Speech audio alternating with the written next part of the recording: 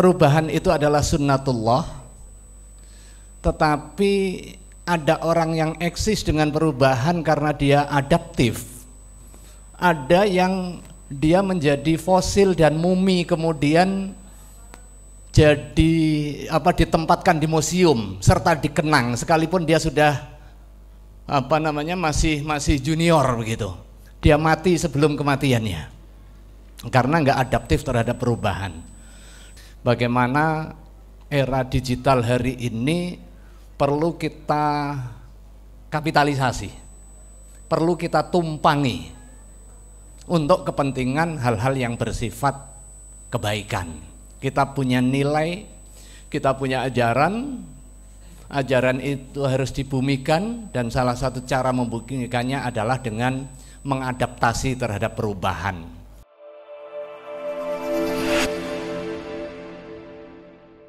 Assalamualaikum warahmatullahi wabarakatuh.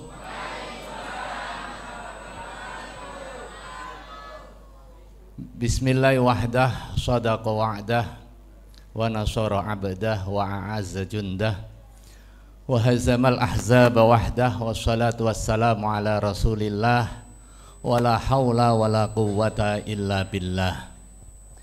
Rabbi shrah li sadri wa yassir li amri wahlul 'uqdatam min lisani yafqahu qawli wa ba'du.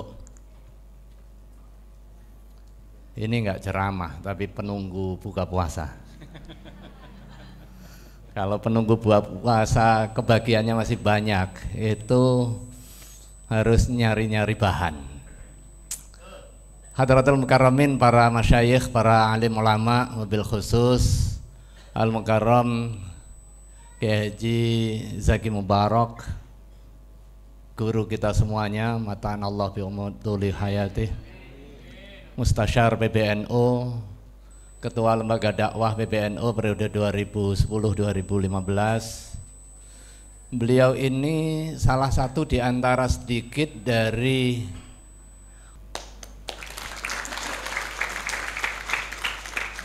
jadi hidupnya masih zaman tulisan tangan, baru setelah itu mesin ketik, setelah itu mesin komputer pakai 2 disket yang gede,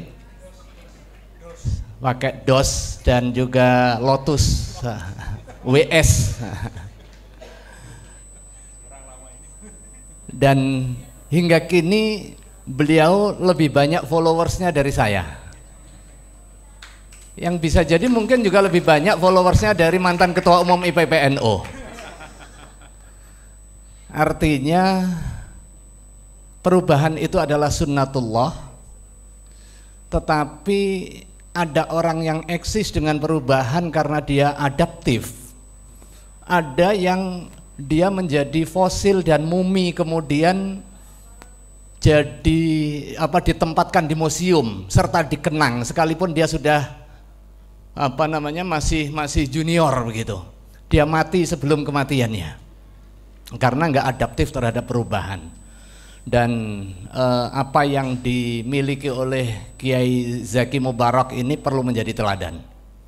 Bagaimana era digital hari ini perlu kita kapitalisasi, perlu kita tumpangi untuk kepentingan hal-hal yang bersifat kebaikan. Kita punya nilai, kita punya ajaran itu harus dibumikan, dan salah satu cara membumikannya adalah dengan mengadaptasi terhadap perubahan. Dan para sesepuh kita mengajarkan bagaimana cara mengadaptasi terhadap perubahan. Ketika perubahan itu adalah sunnatullah, bisa jadi kita menjadi faktor pengubahnya, tetapi bisa jadi bukan kita sebagai faktor pengubahnya. Perkembangan teknologi digital hari ini bukan kita faktor pengubahnya. Nggak ada ilmuwan muslim terkemuka yang kemudian menjadi pionir di dalam perubahan digital, tetapi kita bisa mengarahkan dan berselancar dengan perubahan teknologi digital untuk hal yang baik,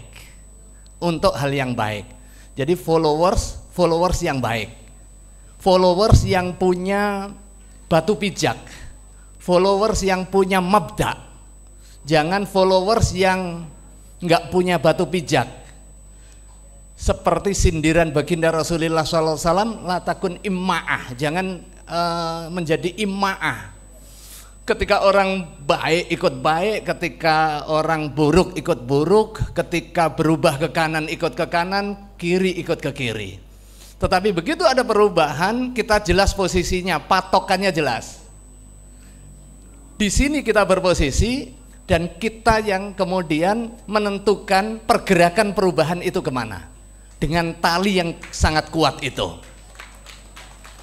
Dan salah satu ikhtiar itu adalah pertemuan rutin lembaga dakwah pengurus besar Nahdlatul Ulama seperti yang terlaksana hari ini, yang dimotori oleh Ketua LDPBNO Gus Aap, Kiai Haji Abdullah Syamsul Arifin beserta sekretarisnya Kiai Haji Nurul Badrut Tamam MA, yang memiliki 9 program prioritas. 9 ya, benar ya? Dan salah satunya adalah kegiatan dakwah spare ini. Saya sudah dikirimi jadwal selama 1 tahun. Dan alhamdulillah kita sore hari ini bertemu untuk pertemuan ketiga. Saya hadir di sini sebagai bagian dari takzim sebagai warga Nahdlatul Ulama, sekaligus juga nebus dosa. Karena mestinya di pertemuan kedua saya diundang untuk hadir, tapi qadarullah saya sudah sampaikan kepada Kiai Nurul, saya pas berbarengan ada acara di Palopo, tetapi saya ikhtiarkan datang untuk mencari pesawat pagi. Dan alhamdulillah saya nyampe siang di sini, tetapi secara fisik nggak memungkinkan. Karena begitu nyampe di Palopo, saya pertemuan dengan teman-teman NU di sana. Setelah itu terjadwal kegiatan kuliah umum di YIN Palopo. Siangnya diajak main badminton sama rektor YIN Palopo. Karena kurang istirahat, pas main badminton nggak sampai 10 menit tepar, ketarik otot belakang. Nah, akhirnya nggak bisa hadir. Dan alhamdulillah pertemuan hari ini perlu kita syukuri, karena tidak semua orang yang pengen kesini memperoleh kesempatan untuk hadir di sini. Dan kita bagian dari makhluk terpilih untuk menjadi saksi di dalam mengistiqomahkan dan juga mendawamkan kebaikan seperti hari ini. Saya mau cerita soal istiqomah, saya nggak mau cerita soal ceramah. Kalau ceramah sudah diborong oleh Kiai Zaki Mubarak tadi. Jadi hadir ini juga para masyayikh, ada Kiai Ikram, ada Kiai Sirat Ronggolawe, kemudian ada mantan Ketua Umum IPPNU Nurul siapa kamu? Sama dengan sekretarisnya ini Nurul Hidayatul Ummah, ingat saya namanya. Kemudian ada Ketum IPPNU, ada Ketum Ibnu, mana Agil Nur Zaman tadi ada juga. Dan ada juga Ketua Umum Gerakan Pemuda Islam, itu namanya Diko Nugraha, berdiri ke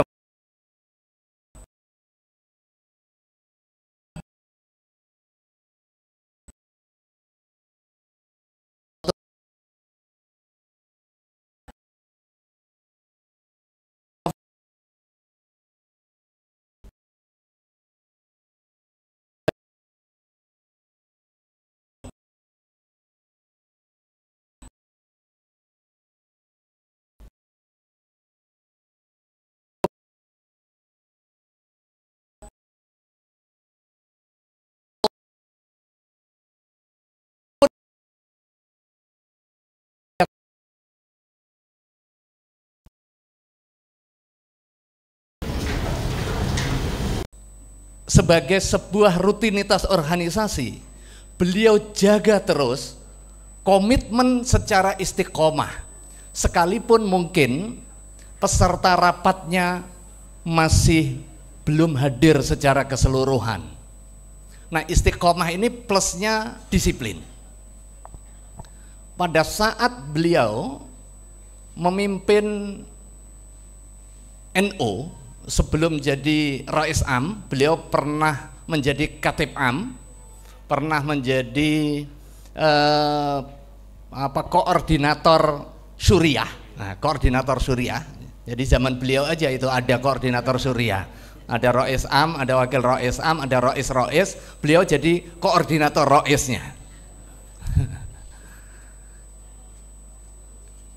Hal yang beliau lakukan adalah soal penataan organisasi dengan istiqomah. Soal rapat, kemudian soal agenda organisasi itu dijalankan secara istiqomah. Sekalipun mungkin dari sisi kepesertaan nggak banyak.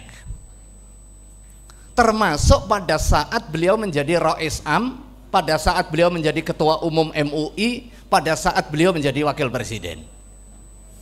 Jadi pada saat beliau menjadi Rais Am itu Ketua Umum Tanfidiyahnya itu Kiai Said Agil Siraj. Karena beliau organisatoris dan memiliki sifat istiqomah, rapat-rapat rutin Suriah itu ajak. Setiap bulan dilaksanakan rapat rutin. Sekalipun mungkin yang hadir juga nggak banyak awalnya.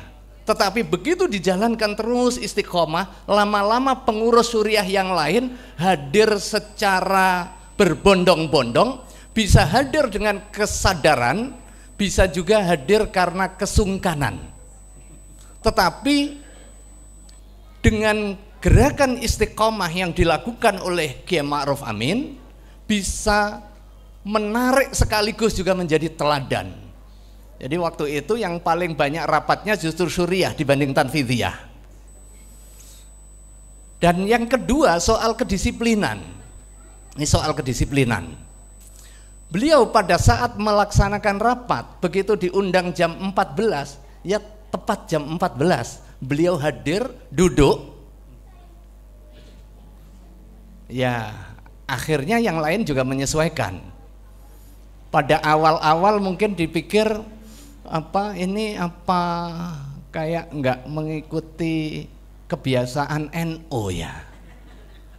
Kalau biasaan NU itu kan diundang jam 2, itu paling juga mulai jam 3. Jadi datangnya setengah 4 aja. Nah, karena semakin terlambat semakin gagah. Itu biasanya kiai begitu ya. Kalau diundang ceramah itu kalau datang awal ini kayak kurang wibawa. Begitu datang sudah mau selesai, semua mata tertuju, datang kelihatan gagah, jadi fokus. Tapi itu nggak kompatibel dengan teknologi digital dan era digital hari ini.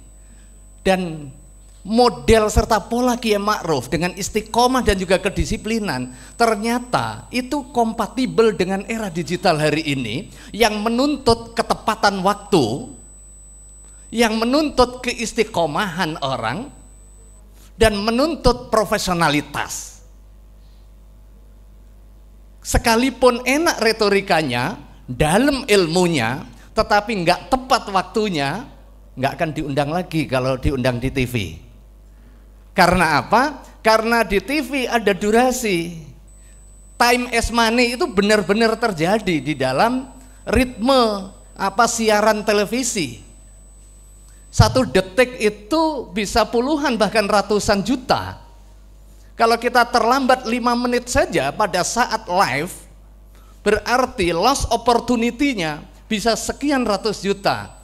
Setelah itu mungkin segen mau negur, mau marah, besoknya paling nggak diundang lagi. Nah, ini kenapa salah satu rahasianya banyak kiai NU yang dalam ilmunya, yang kiai sumur tadi, termasuk juga kiai sembur, tetapi karena minus kedisiplinan atau setidaknya tidak adaptif terhadap lingkungan yang menuntut persisi terkait dengan waktu, maka kemudian dia tidak digunakan. Nah, Soimin Soimat rahimakumullah, dan legacy itu ditinggalkan oleh Kiai Ma'ruf di banyak tempat. Kalau di MUI sekarang ada rapat rutin setiap Selasa, itu legasinya Kiai Ma'ruf jam 10 sampai jam 12. Wes pokoknya jam 10 tet ada atau tidak, ya sudah mulai. Ada tamu pun sedapat mungkin bisa digeser. Ini bab soal istiqomah dan Rasulullah SAW mengajarkan itu. Ketika ada salah satu sahabat datang untuk meminta nasihat, satu hal saja ya Rasulullah, saya minta satu qaul yang kemudian jika kau berikan saya nggak tanya lagi. Jawab Rasulullah SAW apa? Qul amantu billah tsumma istaqim. Katakan, kamu teguhkan, saya beriman kepada Allah Subhanahu wa taala, kemudian istiqomahlah. Ajeklah. Nah, ajek.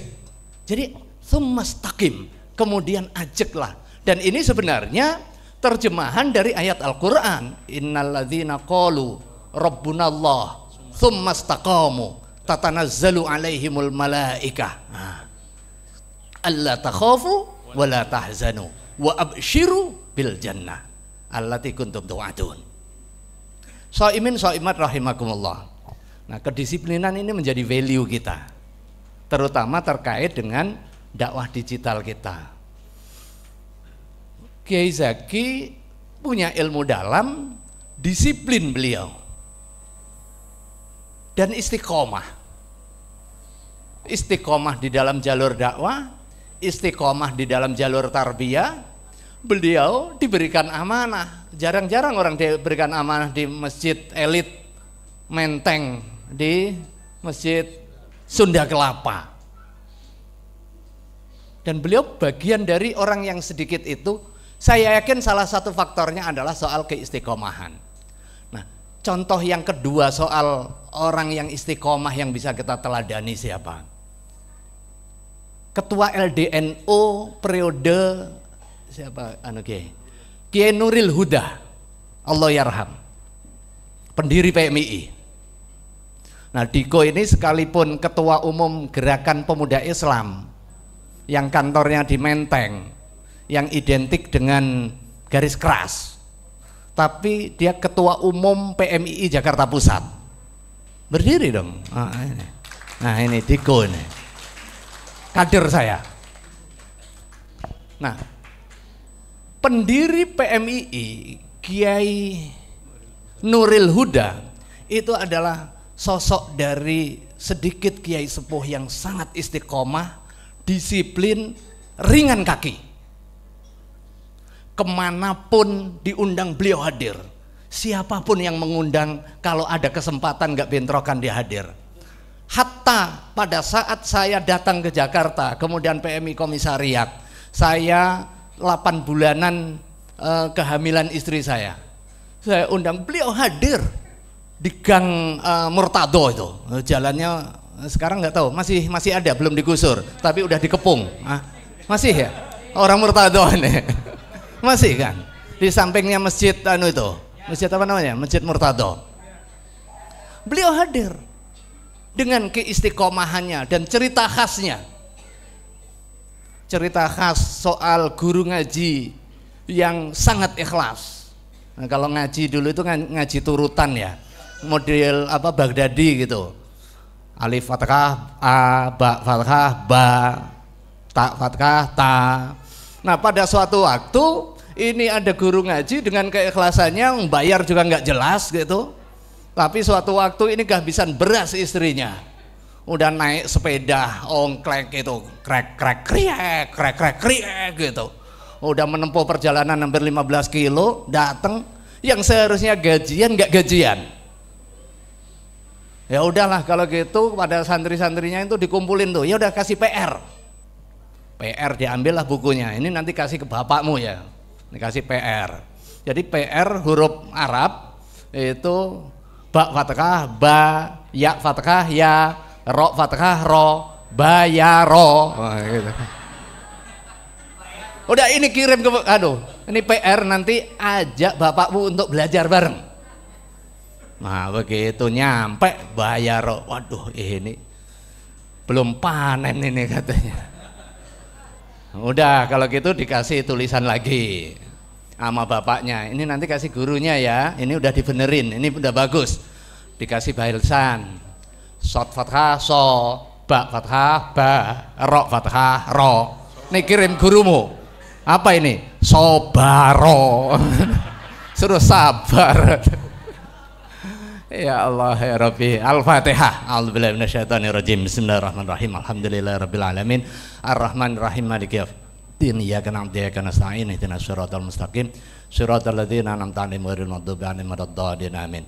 Fatihah untuk Kiai Nuril Huda. Ini kontraknya benar sampai sampai buka. Kontraknya sampai buka. Jadi istiqomah dan disiplin.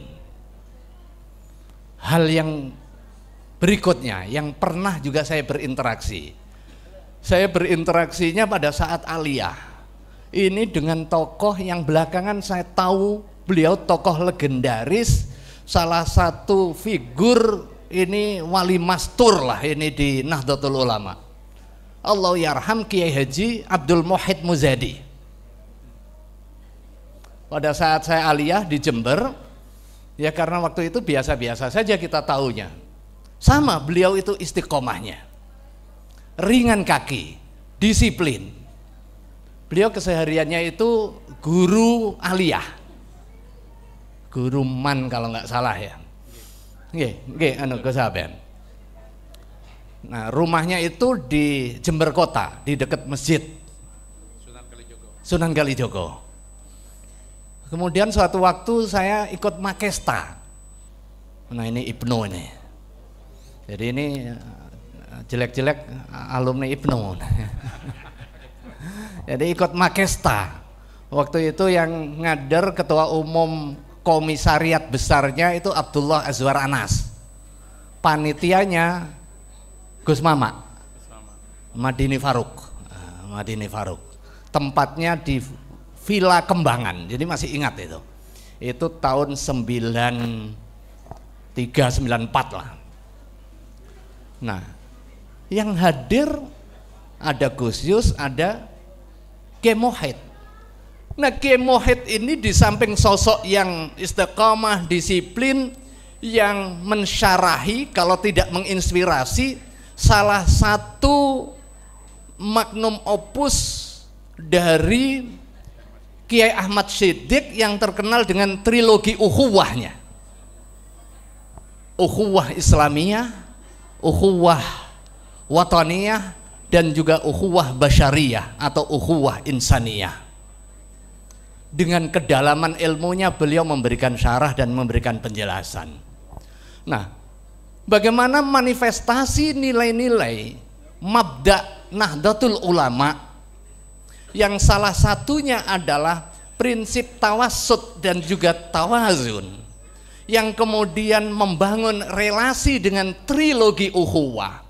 Ukhuwah Islamiyah sekalipun berbeda kecenderungan madhab fikih, tetapi kalau masih di dalam majalul ikhtilaf, di dalam lingkup madhahibil arba'ah sebagaimana diatur di dalam ADART Jam'iyah Nahdlatul Ulama, ya ini ukhuwah Islamiyah. Sekalipun mungkin kita berbeda, mungkin diawali dengan ukhuwah Nahdiyah, kita bersaudara sesama NU, sekalipun mungkin yang satu kunut, yang satu nggak kunut. Nggak kunut itu tidak menjadi pembeda, karena kita salah satu di antara 4 madhab, dan salah satunya juga menegaskan nggak perlu kunut di subuh. Nah, tetapi kita mengecilkan ukhuwah dalam konteks apa yang bersifat artifisial. Bisa jadi beramalnya sesuai dengan amal kebiasaan kita, tetapi pemahamannya harus lebih luas dan munfatih, terbuka kita dengan melakukan pengkajian secara mendalam, khususnya terkait dengan pandangan keagamaan ala madzahibil arba'ah. Sekalipun berbeda, tetapi kalau masih di dalam majalul ikhtilaf, kita satu, jangan dibalik. Sekalipun sesama NU, tapi karena beda, yang satu IPNU, yang satu PMII, kita beda. Itu berarti mencari unsur pembeda, bukan unsur penyama. Kita sama-sama NU, yang satu di Kementerian Desa, yang satu di Kementerian Sosial, beda kita. Kan gitu. Yang satu di partai A, yang satu di partai B, beda kita, nggak boleh. Itulah bagaimana menerjemahkan makna ukhuwah di dalam konteks praktisnya. Nah, dakwah kita tentu harus menyesuaikan antara dasain dengan dasolen, antara norma dengan praktiknya. Jangan melanggengkan praktik ketika itu bertentangan atau setidaknya tidak sejalan dengan norma-norma mabda yang menjadi value di dalam ajaran keagamaan kita. Wabil khusus di dalam Jamiah Nahdlatul Ulama. Ukhuwah Nahdliyah sungguh pun berbeda banom, tetapi kita sama-sama NU. Meningkat ke atas, sungguh pun kita beda ormas, kita sama-sama Islam. Nah, disinilah pentingnya hadirnya Diko, ya Go. Sekalipun mungkin sekarang tidak kelihatan NU, tetapi masih Islam dia. Dan mungkin dia lebih Islam karena dia Panglima Forum Syuhada Indonesia. Jadi dia keluar masuk penjara dia. Berapa kali kamu di penjara, Diko? 2 kali. 2 kali di penjara sebagai perilaku makar itu. Kan luar biasa. Tapi makar yang baik dia, makar yang baik. Dan kembali ke pangkuan NU di sini. Soimin Soimat rahimakumullah. Contoh praktis terkait dengan ukhuwah ini. Ya, salah satunya contohnya Diko ini. Ketua Umum PMI Jakarta Pusat bisa kuasa di PII, kemudian di GPI, dan nggak ada isu. Dulu pada saat saya jadi Ketua PMI Cabang Jakarta Pusat, bikin mapaba di lokasinya dia itu, di pusat GPI itu, kan kelihatan aneh ya. Kemudian suksesor saya pada saat saya jadi Ketua PMI diganti. Itu yang mengganti saya itu adalah dari Pondok Persis, namanya Syihabuddin. Nah, kalau live ini mungkin Syihab bisa ngelihat. Nggak tahu setelah nggak bergabung dengan PMI mungkin dia balik lagi ke Persis. Komisariat, ketua komisariat. Setelah itu saya ketua umum PMI cabang, yang ganti ketua umum PMI cabangnya dia lagi. Itu teman saya sekelas. Diajak mafaba dan biasa-biasa saja. Itu adalah manifestasi ukhuwah Islamiyah in practice. Bisa jadi kalau kita berpikir inward, kita yang terbangun adalah kecurigaan. Jangan-jangan penyusup ini. Kalau ada orang non-NU masuk NU kemudian aktif, dia GMNI, wah dia HMI itu di NU penyusup, kan mungkin juga gitu. Nah, bagaimana kita memperluas spektrum pergaulan kita di dalam makna ukhuwah tadi, ukhuwah Islamiyah, asal ada value yang sama di situ. Mas Din Samsudin, Ketua Umum PP Muhammadiyah, itu alumni IPNU, aktivis IPNU, ketua IPNU di Bima, dan beliau dengan bangga menyampaikan ke saya sebagai aktivis IPNU di sana. Sekjen PP Muhammadiyah sekarang sebagai PP Muhammadiyah ya tetap Muhammadiyah dia, tetapi nggak bisa ditutup-tutupi tradisi NU mengalir di dalam dirinya karena ada lucu-lucunya. Ya. Kalau Muhammadiyah biasanya serius kan, tapi kalau Sekum MUI itu Muhammadiyah yang punya tradisi lucu seperti NU, dan saudaranya juga banyak yang jadi pengurus NU di Kudus. Mana ada Kudus Muhammadiyah ya? Ada ya minimal Muhammadiyah lah, semua Muslim. Saya kemarin malam buka puasa di rumah. Ada Najib Burhani, adik kelas saya pada saat di Jember. Dia asli Blitar, profesor yang sekarang dirjen Saintek di Kemdik Risti, Kemdik Pendidikan Tinggi dan Ristek, Kemdikti Ristek. Itu dirjen Saintek, alumni YIN Jakarta, Fakultas Usuluddin, jurusan filsafat. Dirjen Saintek, luar biasa. Sampai aliyah dia masih NU. Datang ke Jakarta ikut EMM. Karena mungkin PMI asramanya penuh. Jadi asrama EMM yang menampung. Nah, kemarin kita gojolokan begitu dan dia ketawa begitu. Nah, lepas dari cerita yang lucu-lucu atau guyonan ini, sebenarnya ada makna. Bagaimana menerjemahkan makna ukhuwah Islamiyah itu dalam konteksnya yang pas, kemudian sekaligus juga otokritik bagi kita, muhasabah bagi kita. Makna ukhuwah Islamiyah, sungguh pun kita berbeda organisasi, sungguh pun kita berbeda madhab, sepanjang masih di dalam majalil ikhtilaf, kita ikhtilaf yang memang ditoleransi, sehingga yang muncul adalah semangat tasamuhi, semangat toleransi, saling mempersilahkan dalam kondisi perbedaan, tetapi kita dipersatukan dengan semangat keislaman tadi. Nah, tahap yang berikutnya adalah ukhuwah wataniyah dan juga ukhuwah basyariyah atau ukhuwah kemanusiaan. Sungguh pun kita berbeda-beda agama, tetapi kita diikat oleh nation state yang sama, maka spektrum pergaulan persaudaraan kita menjadi lebih meluas. Nah, setelah itu, nah ini kompatibel dengan era digital hari ini yang tidak lagi dibatasi oleh sekat-sekat teritori di dalam relasi sosial kita.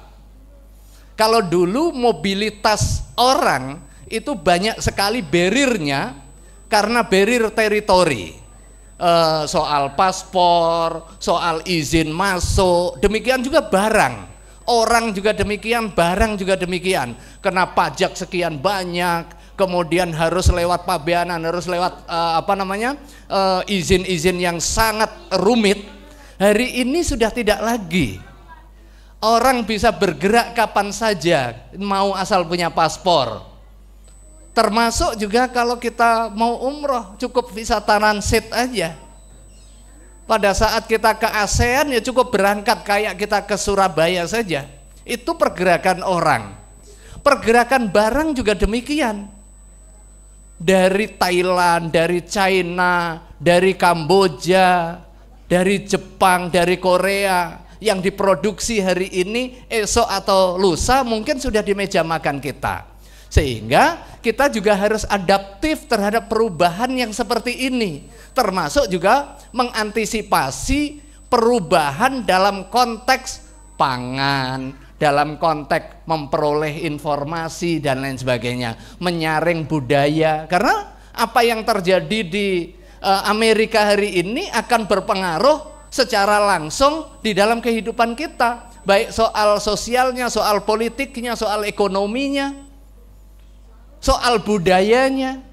Ya, apa yang viral di Korea dengan budaya popnya dengan sangat cepat ini sudah menjadi pengetahuan sekaligus juga viral di lingkungan kita, yang jika tidak diantisipasi maka akan tercerabut dari akar tradisi kita. Nah, ini udah mau habis nih. Nah, yang terakhir nih soal infitah. Jadi keterbukaan kita sudah, kemudian soal kedisiplinan saya kira ini menjadi penting bagi kita, sekaligus juga pembelajaran, muhasabah bagi kita, bagi saya yang warga NU, bagi soimin soimat, dan juga bagi zumin zumiat, bagaimana kita kompatibel hidup di era digital. Yang pertama tadi itu perubahan lingkungan strategis yang borderless, kemudian informasi yang nggak ada barrier lagi juga, siapapun bisa mengakses apapun, termasuk juga ngaji digital, kemudian belajar melalui perpustakaan digital, universitas digital. Nah, yang paling menjadi kunci adalah literasi kita terhadap ilmu-ilmu keagamaan. Basisnya adalah talaki. Jangan belajar dari Google kalau memang masih kosong. Tapi kalau kayak Gus Aap itu belajar dari Google itu statusnya recall, manggil aja kembali. Karena apa? Karena ilmunya sudah penuh di sini. Mungkin kadang ketelesut, lupa begitu, langsung aja klik Google. Sehingga Google bukan menjadi sumber informasi, tetapi untuk kepentingan konfirmasi saja. Untuk kepentingan mengingatkan, konfirmasi benar apa enggak. Begitu sudah distimulasi lewat informasi sedikit, ini ilmu udah balik. Kita tahu informasi dari Google itu informasi valid apa enggak. Tetapi kalau dari kosong, nah kemudian belajar dari Google, ya sudah, kalau Google-nya sesat ya kita ikut tersesat. Kalau Google-nya ngajarin teror ya jadi teroris kita. Kalau Google-nya ngajarin liberal ya jadi liberalis kita. Nah, disitulah pentingnya ngaji, bukan hanya sekedar ngaji Google, menguasai teknologi, tetapi kita juga memiliki literasi. Nah, khusus terkait dengan ilmu keagamaan, kita ngaji kepada gurunya. Disitulah penting sanad keilmuan, dan NU memiliki kekuatan dalam konteks sanad keilmuan. Pondok-pondok pesantren NU memiliki sanad keilmuan. Memilih sekolah, memilih pesantren, jangan lagi hanya sekedar dilihat bangunan fisiknya, guru alumni mana itu penting, kemudian materi apa yang diajarkan itu juga penting. Wallahu a'lam bishawab. Mudah-mudahan ada guna dan faedahnya. Mohon maaf atas segala khilaf, dan di penghujung hari ke-11 ini mudah-mudahan kita dikaruniai keberkahan oleh Allah Subhanahu wa taala. Al-Fatihah. A'udzubillahi minasyaitonirrajim. Bismillahirrahmanirrahim. Alhamdulillahirabbil alamin. Ar-Rahmanirrahim. Maliki yaumiddin. Iyyaka na'budu wa iyyaka nasta'in. Ihdinas siratal mustaqim. Siratal ladzina an'amta 'alaihim ghairil maghdubi 'alaihim waladdallin. Amin. Wal 'afu minkum wallahul muwaffiq ila aqwamit thoriq. Wassalamualaikum warahmatullahi wabarakatuh.